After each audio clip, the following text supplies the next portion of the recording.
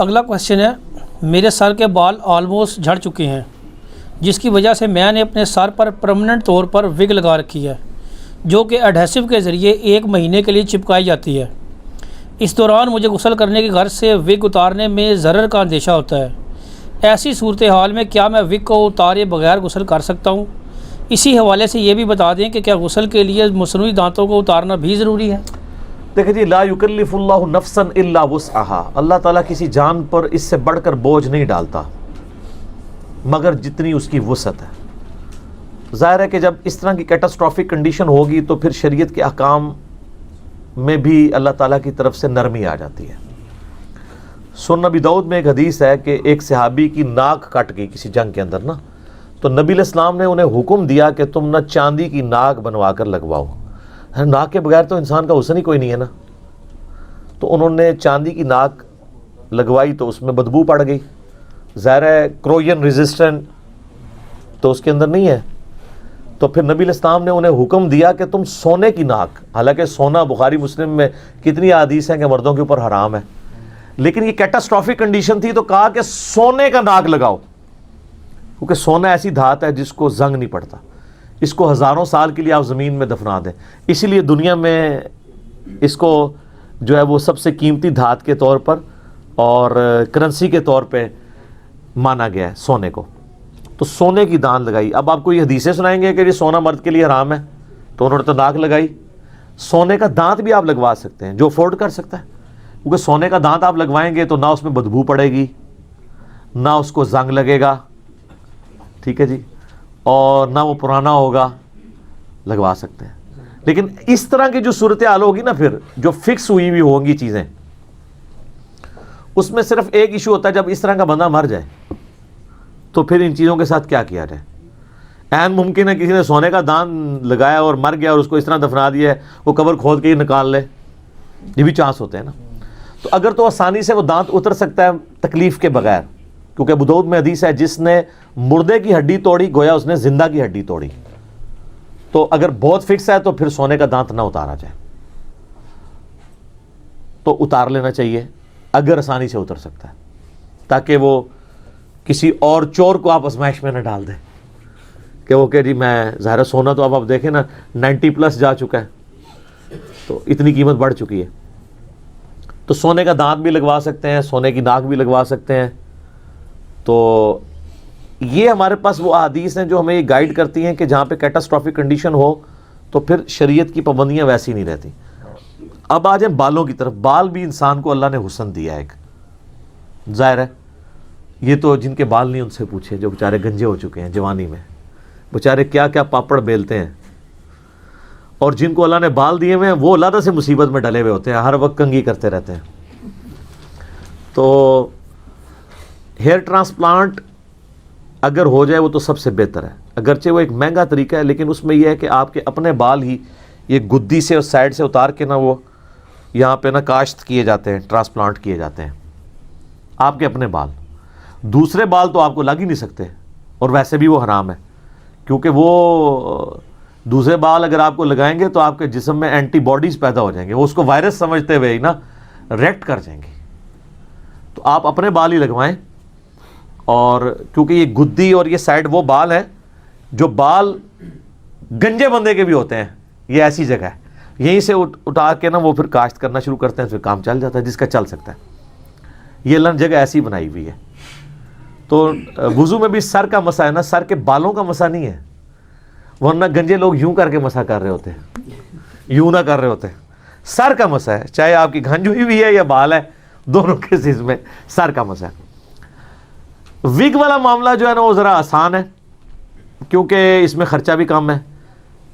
صرف یہ ایک غسل والا ایشو آ جاتا ہے کہ وہ اڈہیسو کے ذریعے وہ چپکا دیتے ہیں۔ اچھا، اس میں بھی اس طرح کی وگ بھی آتی ہیں جو بغیر اڈہیسو کے بھی آپ، وہ نیچے ربڑ والا پورشن ہوتا ہے وہ ایئر ریموو ہو جاتی ہے، وہ چپک جاتی ہے، تو بہتر ہے آپ وہ والی وگ استعمال کر لیں۔ ہم صرف آپ کو لاہور کا راستہ نہیں دکھاتے، لاہور کا کرایہ بھی دینے ہیں نال، یہ کر لیں۔ پھر بھی اگر آپ سمجھتے ہیں نہیں اس کا رزلٹ وہ نہیں ہے، اس میں یہ بھی خطرہ لگا رہتا ہے نا کہ کبھی کوئی ذاتی طور پہ وگ اتر ہی نہ جائے، آپ کے اس وقت بھی کئی لوگ ایسے ہیں جن کا لوگوں کو پتہ ہی نہیں ہے کہ ان کے بال وگ والے ہیں، الا یہ کہ کوئی خبر لیک ہو جائے، تو ظاہر ہے وہ لوگوں کے لیے تو یہ پرابلم ہے. لیکن یہ یاد رکھیے گا جن لوگوں کا رشتے والا معاملہ ہے نا وہ یہ کام نہیں کر سکتے کہ وہ اگر ان کی گنج ہے تو جب ان کا رشتہ دیکھنے کے لیے ہیں تو ایسے اتار کے لشکارے کے ساتھ ان کو ریسیو کریں، کیونکہ ظاہر ہے کہ اگر ان میں گنج والا ایک کمزوری اللہ نے رکھ دی ہے تو کئی اور خوبیاں رکھی ہوں گی. ٹھیک ہے، اللہ نے at the end of the day سب کو بیلنس ہی کیا ہوتا ہے، تو اس طرح کا آپ دھوکہ نہیں دے سکتے. کیونکہ صحیح مسلم میں اوپر تلے 4 حدیث ہیں کہ نبی علیہ السلام کے پاس ایک عورت کی شکایت آئی، وہ کہنے لگی کہ میری بچی کی شادی کا وقت قریب آ گیا اور اس کے تو آلموسٹ یہ گنجی ہے، تو آپ مجھے اجازت دیں کہ میں عورتوں کے بال گوند لوں اس کے بالوں میں نا پرامدد کے طور پر. تو آپ علیہ السلام نے فرمایا کہ یہ تو حرام ہے، بلکہ بخاری مسلم دونوں میں حدیث ہے ایسی عورتوں پر لعنت ہے جو بال گندواتی ہیں بالوں کے ساتھ. ایک وہ پرامدہ ہے جو ہماری عورتیں دھاگے کا استعمال کرتی ہیں، وہ تو جائز ہے، انسانی بالوں کا پرامدہ نہیں ہو سکتا، اس سے نبی علیہ السلام نے منع فرمایا. بلکہ صحیح مسلم میں ایک حدیث ہے کہ حضرت معاویہ رضی اللہ تعالیٰ عنہ اپنے دور ملوکیت میں مدینہ شریف آئے تو حج کے دوران انہوں نے ایک خطبہ دیا، اس میں انہوں نے ایک بڑی گت سی پکڑی ہوئی اس طرح کی ایک بالوں کی چٹیا، اور کہا کہ تمہارے علماء کدھر چلے گئے ہیں، یہ چٹیاں یعنی سر عام ظاہر وہاں بک رہی تھی کہیں پہ. انہوں نے کہا کہ یہ تمہیں علماء نہیں بتاتے کہ نبی علیہ السلام نے انسانی بالوں کا پراندہ بنانے سے منع فرمایا. اس سے یہ بات بھی پتہ چلی کہ انسانی بال آپ بیچ نہیں سکتے. یہاں تو کئی کیسز رپورٹ ہوئے ہیں کہ مردہ عورتوں کی لاشیں نکال کے ان کے بال شیو کر کے بیچے گئے ہیں.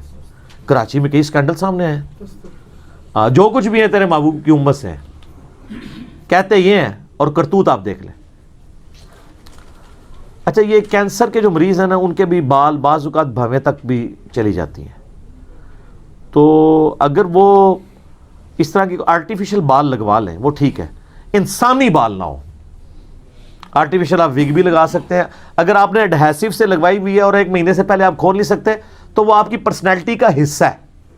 اب آپ جب غسل کریں گے نا تو آپ کو وہ اتار کے، اس میں ضرر کا اندیشہ ہے، ورنہ تو یہ دانت اور ناک بھی کیا صحابہ کرام اتارتے تھے جس کا ٹوٹ گیا ہوا تھا، نہیں، وہ آپ اسی سرکمسٹانسز کے ساتھ ان معاملات کو لے کے چلیں گے، وہ آپ کی پرسنالٹی کا ایک حصہ ہے. اور یہ آپ پریکٹیکلی کئی چیزیں کر رہے ہیں. مجھے بتائیں، جب آپ سر اور داڑھی کے بالوں میں تیل لگاتے ہیں یا مہندی لگاتے ہیں، جو کہ سنت ہے، دونوں چیزیں بخاری مسلم میں درجوں حدیث اس پہ گواہ ہیں. مشکات المصابیح کی 2 جلد میں آپ بالوں والا چیپٹر نکال لیں، کنگھی کا بیان، کتاب اللباس چیپٹر میں ساری حدیث ہیں. تو تیل کی تو لیئر چڑھ نہیں جاتی، تو پھر آپ کا وضو ہو جاتا ہے؟ ہو جاتا ہے، کیونکہ لیئر ہے، وہ آپ کی پرسنالٹی کا حصہ ہے. ورنہ تو آپ صابن سے مانجتے رہتے جب تک تیل ختم نہ ہو جائے وضو ہی نہیں ہوگا. ایون آپ جو کریمیں لگاتے ہیں، میں تو ویسے کریم کو استعمال نہیں کرتا، میں تو یہ پیٹرولیم جیلی یوز کرتا ہوں. ایک نیچرل چیز ہے، اس کے کوئی سائیڈ ایفیکٹ نہیں ہے، جو نیچرل امپورٹڈ ہو نا، ادھر والی نہ ہو جو کہ تیل کے کنویں سے نکلتی ہے، جو کنواں سر ایڈون نے دریافت کیا تھا. اگر زندہ ہوتے تو میں حافظہ اللہ کہہ دیتا، مر گئے تو کافر مردے کے لیے دعا تو نہیں ہو سکتی، کسی بزرگ نے نہیں دریافت کیا. تو وہ افیکٹو چیز ہے. باقی کریموں کے سائیڈ افیکٹ بھی آپ دیکھ رہے ہیں اللہ ماشاء اللہ. اب اگر کسی نے کریم بھی لگائی ہوئی ہے تو ظاہر ہے کہ اب وہ بڑا تردد ہے کہ اس کو ریموو کریں. البتہ اس سے کسی عورت نے پلی نہیں لینی کہ وہ نیل پالش لگا لے، اس کو اتارنے میں کوئی تردد نہیں ہے. نہ یہ بیسک نیڈ ہے آپ کی. جلد کی حفاظت تو بیسک نیڈ ہے نا، یہ تو صرف خوبصورتی والا معاملہ ہے نا، اور اس کو اتارنے میں کوئی تردد بھی نہیں ہے. وگ تو ظاہر ایڈہیسو سے لگی ہے، وہ تو اتنا خرچہ ہوتا ہے، اور پھر اتارنے میں ایک پورا اتنا ہر بندہ کرنا شروع کر دے تو پھر تو اس کو کل کو آپ یہ بھی کہیں گے کہ وہ وگ اتارے ہر وضو کے لیے. لیکن یہ تو آپ ہیئر ریموونگ، جو یہ نیل پالش ریموونگ آپ کے پاس ریموورز ہیں، وہ تو سیکنڈز میں ریموو کر دیتے ہیں. وہ پلی نہیں لے سکتے، سرخی والے پلی نہیں لے سکتے. میں ان چیزوں کی بات کر رہا ہوں جو چیزیں بیسکس کے اندر آتی ہیں، اضافی نہیں ہیں. اور بخاری مسلم میں حدیث ہے، نبی علیہ السلام فرمایا ان عورتوں پر لعنت جو مردوں کی مشابہت اختیار کریں، ان مردوں پہ لعنت جو عورتوں کی مشابہت اختیار کریں. فیشن بھی دونوں کے ڈیفرنٹ ہیں. یہ نہیں ہے کہ مردوں کے ہم ٹخنے تو ننگے نہیں کروا سکتے، فیشن آئے تو عورتیں اپنے ٹخنے ننگے کر کے پھریں.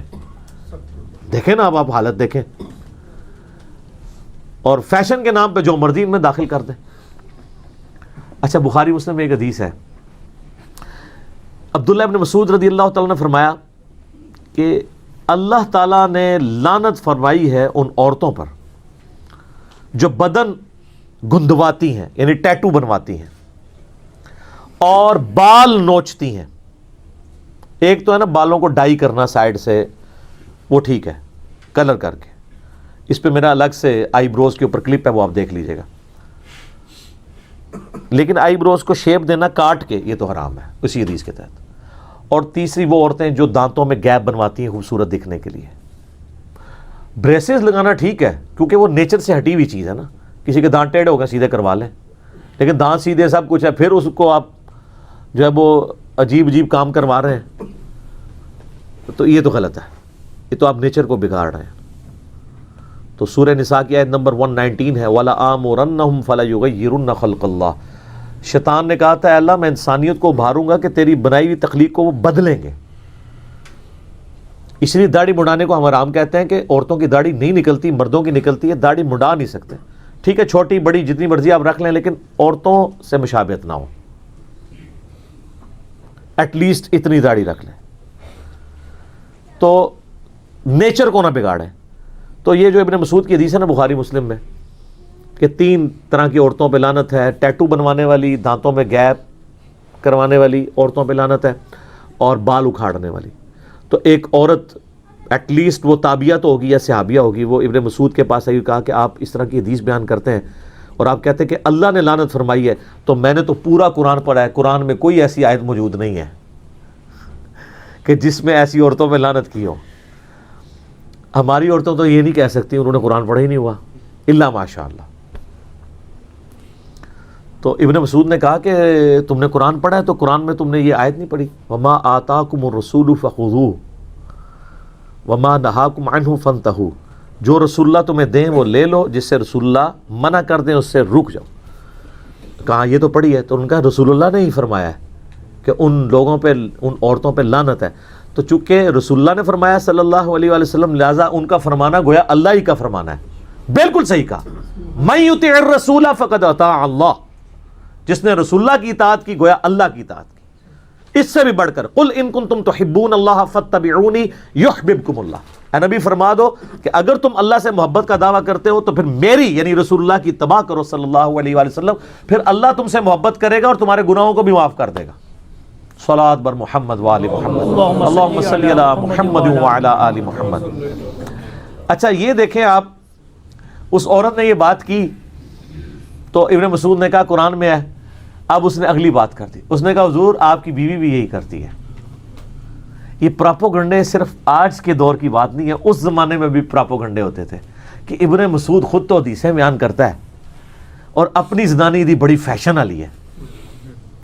تو یہ ہر بندے کا رائٹ ہے جو پبلک فگر ہو، جو لوگوں کو دعوت و تبلیغ کا کام کرتا ہو، جو لوگوں کو دین سکھاتا ہو، اگر اس کے اوپر ایلیگیشن لگے تو اس کا یہ کام ہے وہ اپنی ایلیگیشن اپنے سے دور کرے، ادروائز دین کا نقصان ہو جاتا ہے.